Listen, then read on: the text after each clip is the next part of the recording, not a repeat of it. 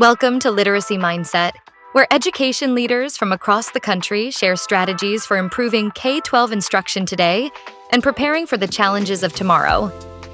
The stakes are high.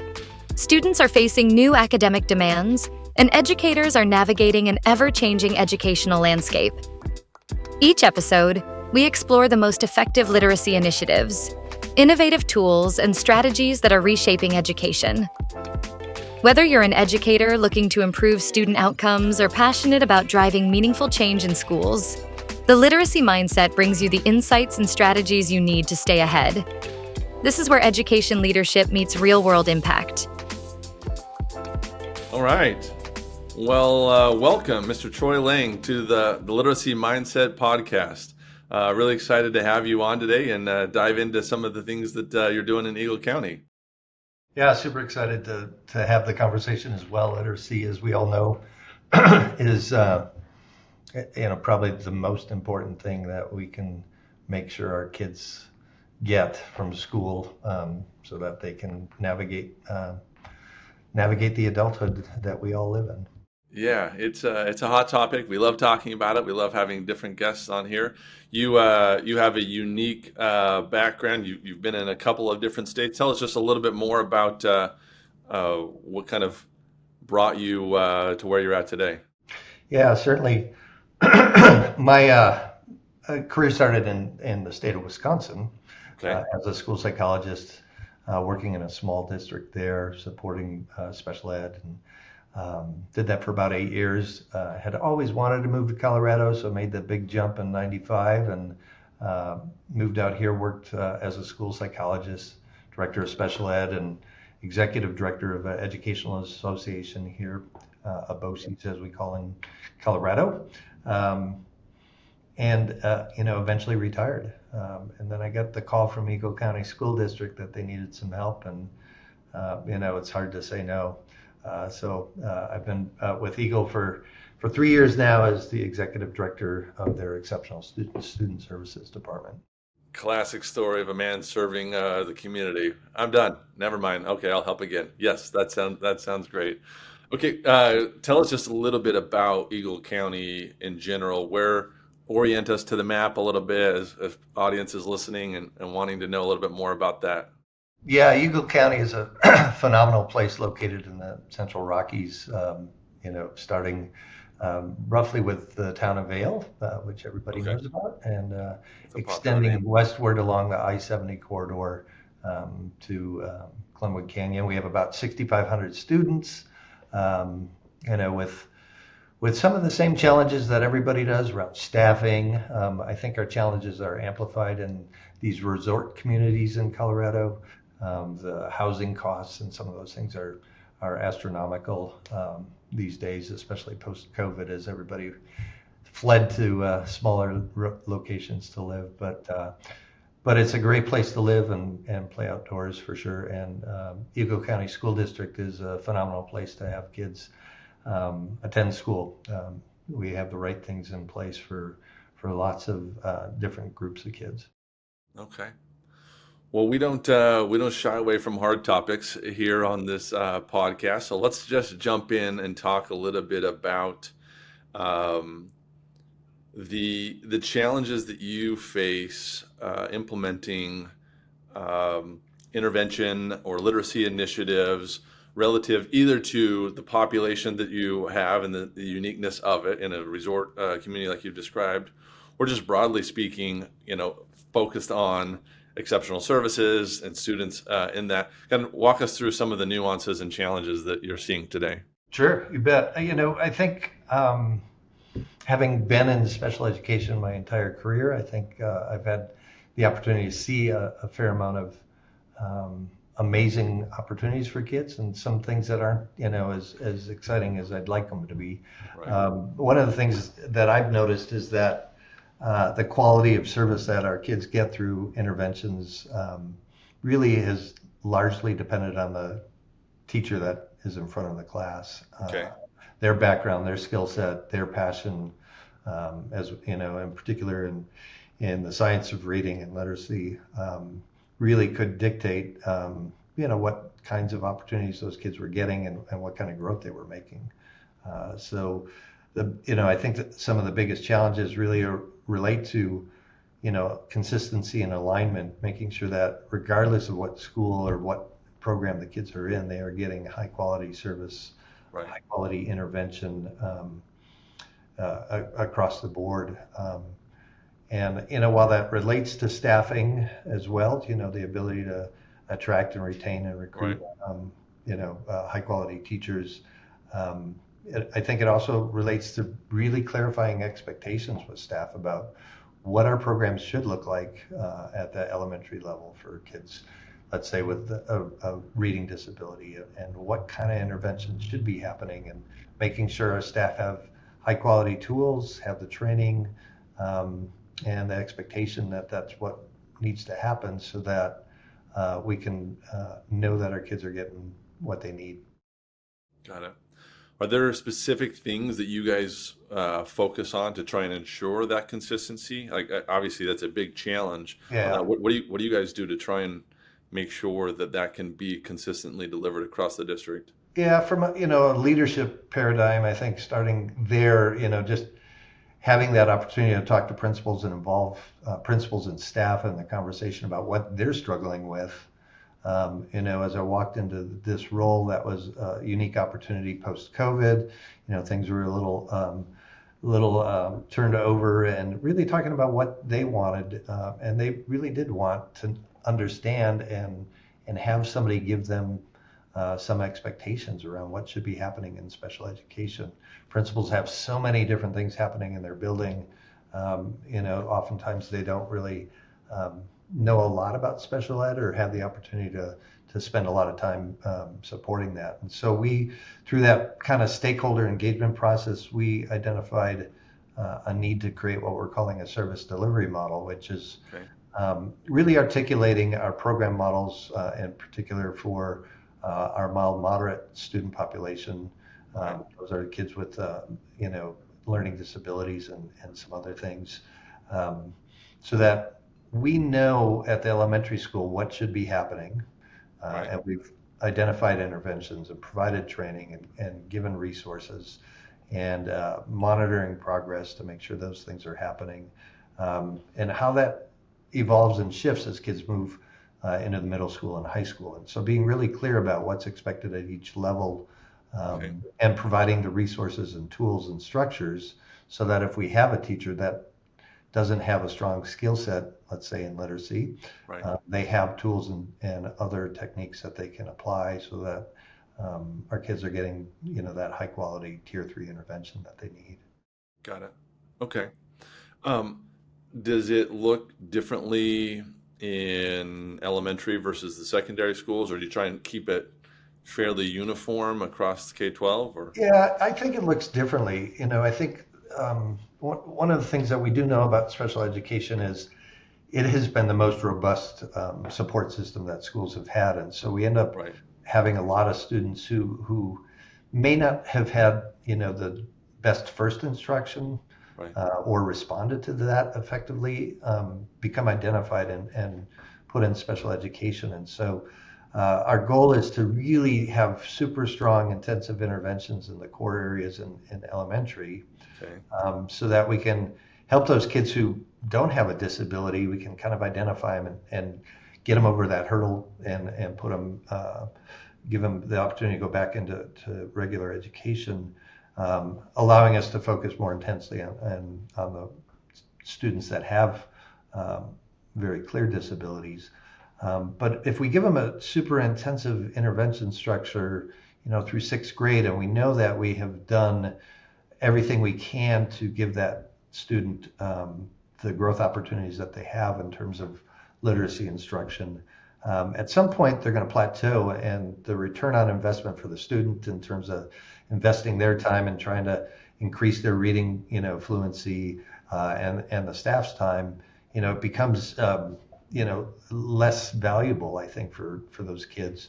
And those kids, if they have a true disability, aren't probably going to catch up all the way. And so at some point we've got to help them figure out how to integrate in education and other places given the skills that they have. And so we shift our focus to self-advocacy, executive functions, Okay. you know, making sure that they understand how to find accommodations and use them to be able to access content. And in particular in high school, the amount of effort that they need to apply just to graduate is it's tremendous. And so we really focus on helping them figure out how do they navigate that and how do they do that well and support them so that they can graduate and approach their post-school outcome or their post-school kind of a decision with the skills and the personal skills to be as effective as they can. Yeah. So Okay. it does change across the grades. Right. So that there's some consistency And there. of course, just to throw it out there, that's a great scenario if the kids start with us and end with us. But as you know, in schools, we do get kids moving in and out at different Right. grades. So each of our levels does have an on and off ramp as Okay. it relates to, providing interventions. If we get a student in ninth grade and we don't have the confidence that they've had the engagement that we want in terms of opportunities to receive adequate intervention, then we'll want to put them in an intervention cycle even in the high school and make some growth opportunities with them. Okay. Yeah, that makes sense. Yeah. What role in that construct does technology play? Obviously, we think about technology a lot here and whether or not we're helping or hurting sometimes. Well, but what role does technology play in that framework? I think the role of technology has certainly gotten more valuable. When I started my career, there was a big buzz that technology was going to change education. Right. And really what it did is it changed the administration of education, record keeping and some of those things, made some of that easier and more manageable. I think we're seeing, this shift a little bit in terms of how technology actually can help support instruction and Right. intervention. And so, on the intervention side, we do have a couple of tools that we use that teachers will use to help kids have the opportunity to receive intervention at their instructional level, and the technology is smart enough to make adjustmts and kind of monitor progress for those students. It doesn't stand alone, Right. but it does allow for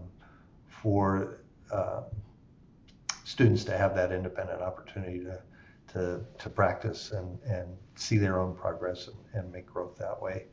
As it relates to students in the latter grades of school, technology really opens the door for accessing curricular materials. The opportunity to take some text and have it rewritten or summarized at a particular reading level just makes it that much quicker for staff to accommodate students or for students to even help make sense out of what they're learning when Right.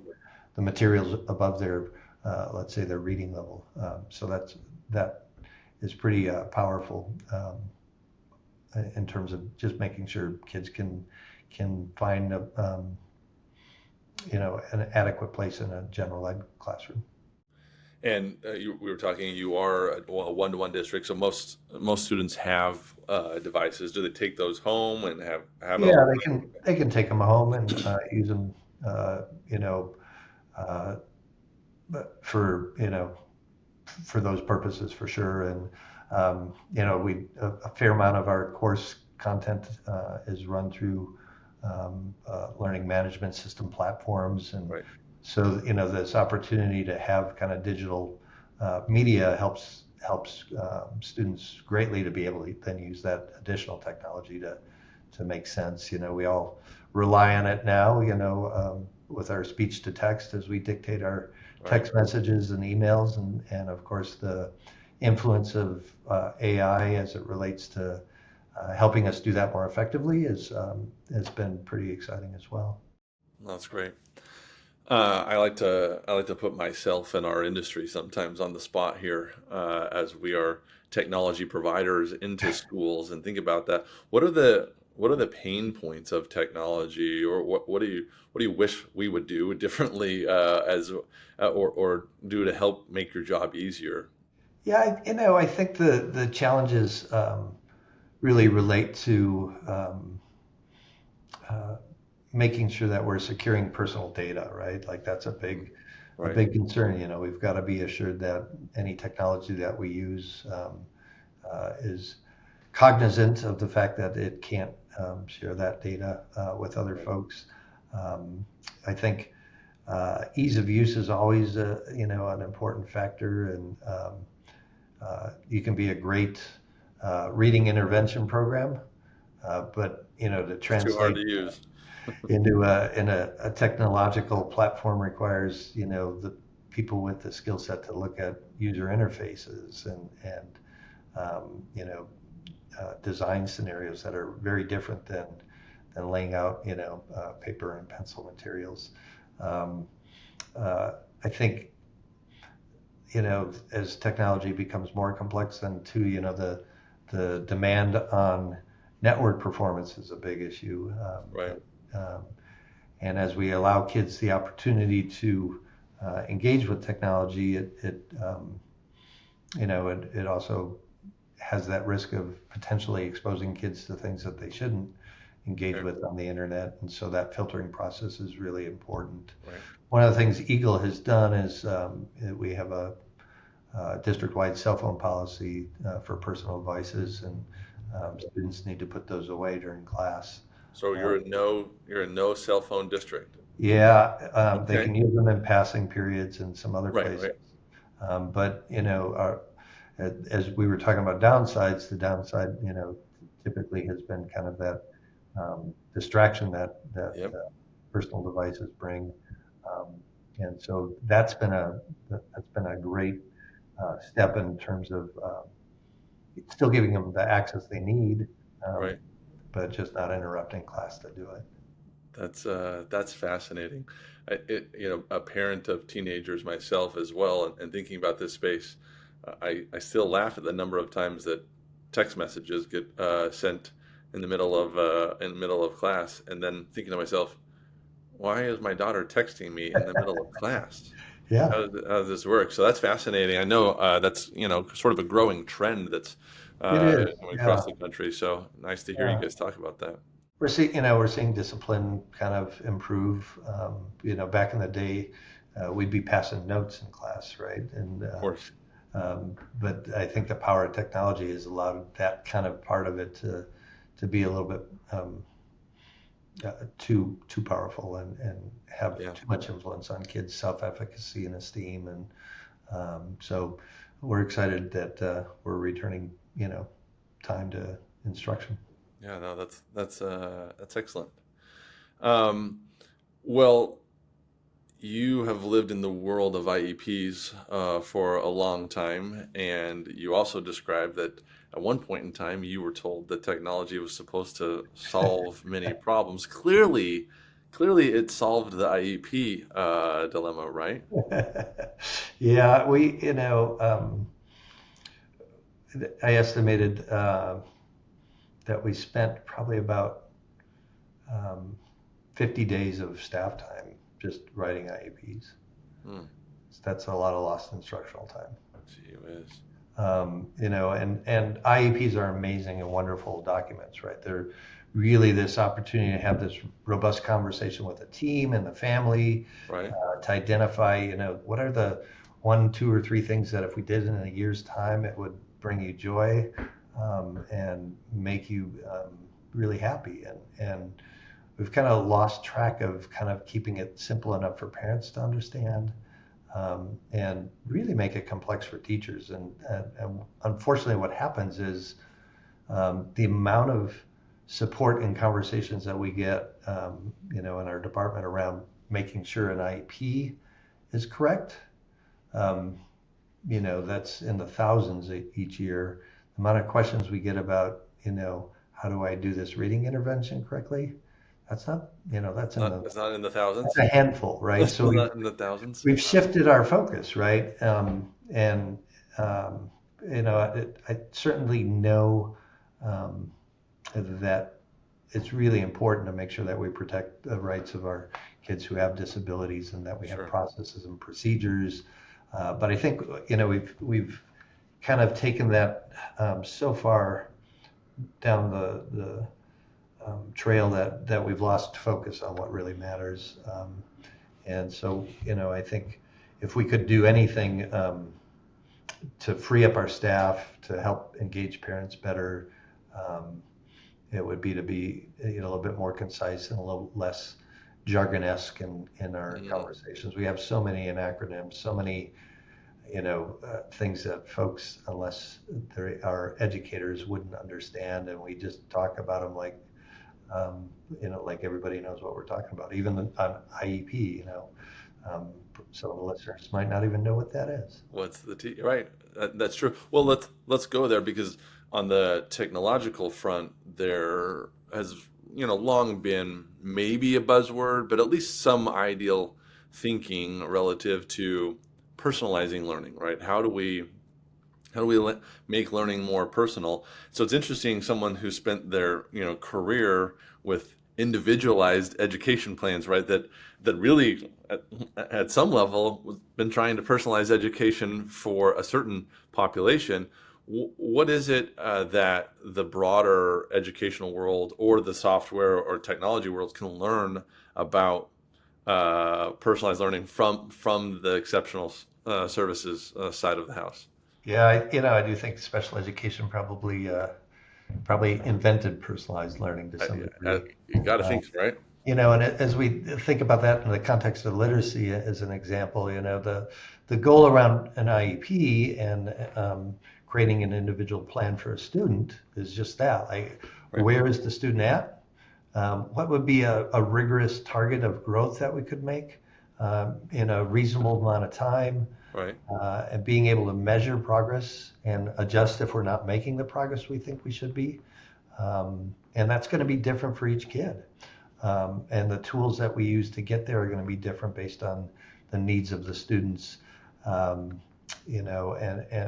that ability to really look at those unique needs and plan individually. We, to some degree, should have individual plans for each kid.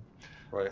And of course we need systems and structures in order to kind of keep the train moving forward, but how kids integrate with those systems and structures is huge.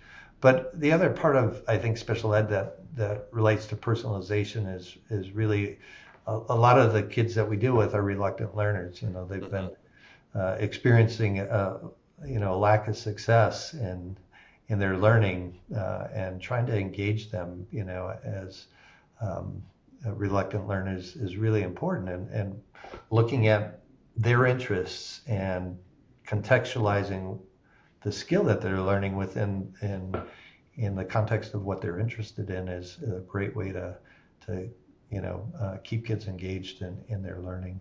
Got it. So would you say that interests or matching interests is one of the top things that you would have attributed sort of an ease of reluctance when you can match interests? Is that what you're kind of getting at? Yeah, I think if we can entice a student who's experienced failure repetitively for 4 or 5 years in terms of being able to engage with learning, if we can entice them into that same learning by finding something that's interesting to them, that gives them a reason to read. It gives them a Right. reason to do math. And so personalizing based on interest and strengths, can be a really powerful target for those kids who are disengaged or just don't feel that success. Helping kids see the growth that they're making is also one of those pieces. When you're in a traditional class, you get your mid-year maybe grade or your mid-semester grade, quarter grade, and then you get you're watching maybe your assignments, but you don't really see this progression that you are actually growing.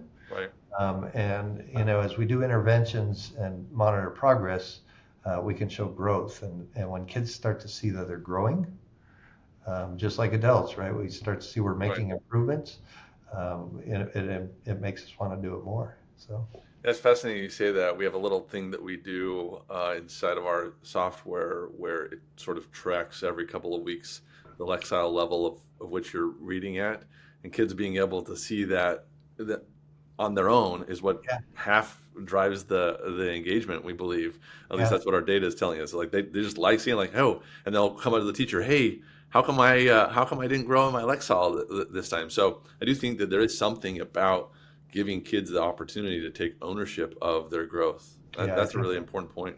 that is, and some of the best stories I have about students making, kind of out of this world literacy growth. Even with some high school kids who have just been missed and disengaged, Sure. and you got a strong relationship with the teacher who you trust, and they, get you to try a little bit, and they show you that you're making a difference by doing it. And Right. we've seen kids make 2 or 3 years growth within a year's time, just with those right conditions. So it's pretty exciting. Yeah. No, that's excellent. Let's shift here for just a minute or two. And you've been involved with federal programs for much of your career.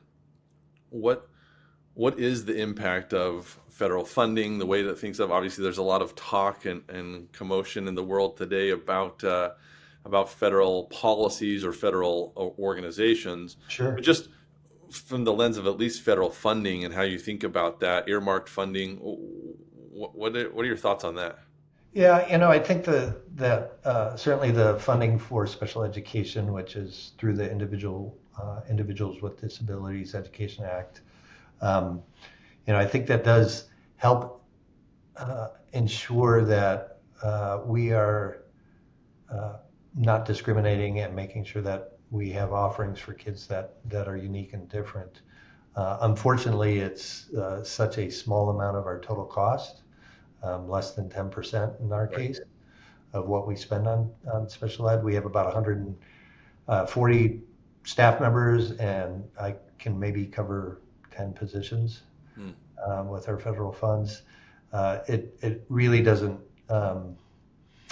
equate effectively into being a catalyst for any Big kind change. of change. And unfortunately, the challenges, around ensuring that we're using those funds in accordance with regulation really um, make it difficult and administratively burdensome to use it in that manner, because you got to get special permissions and do all sorts of stuff. Right. And so it kind of dissuades us from using the federal funds in that kind of capacity. In other cases, I think, and in previous times in my career, it's been, the federal funds have been super helpful. Okay. We had the ERA funds. I guess that was probably about 15 years ago, and those were above and beyond, Right. and we were able to use those to stimulate some really great supports. Um, but because the funding is in general so limited, it doesn't.